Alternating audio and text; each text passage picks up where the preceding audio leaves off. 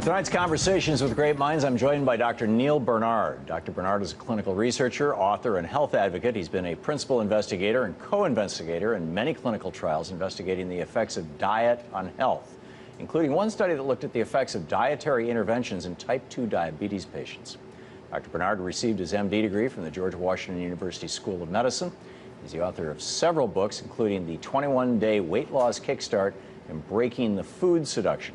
Dr. Bernard joins me now in the studio, and also Dr. Neil Bernard's program for reversing diabetes. This is the one I find fascinating. Welcome to the program. Thank you. It's great to be here. Thanks for joining us. What do you think about this hypothesis that was, I think I saw it in a New York Times article a couple of weeks ago, that Alzheimer's might be a form of diabetes? I think it's true. How? I think it's true. First of all, I should say that people are starting to get used to the idea that food affects your heart or your waistline. But the idea that it could affect your brain is a totally novel thing for many, many people.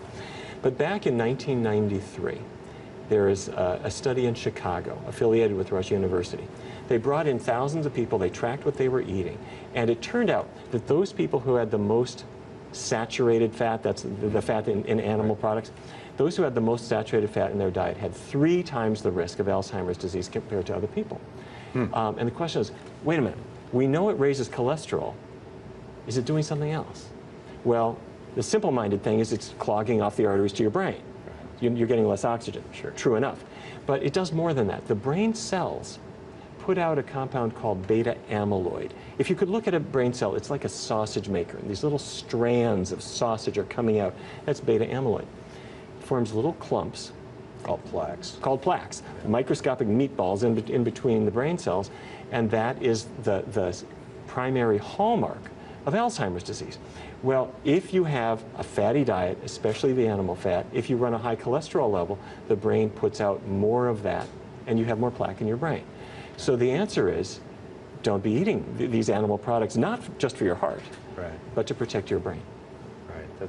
That's quite remarkable. Is there a genetic association? I mean, they have identified a gene that seems to predispose people to Alzheimer's. Does that make them more vulnerable to diet, or is that independent of diet? What you said is exactly it. It's called the ApoE epsilon 4 allele. If you got it from mom, you've got 3 times the risk of Alzheimer's. If you got it from mom and dad, 10 to 15 times the risk. But what the gene does is it makes a protein that goes around in your bloodstream carrying cholesterol from place to place. It does the same in your brain.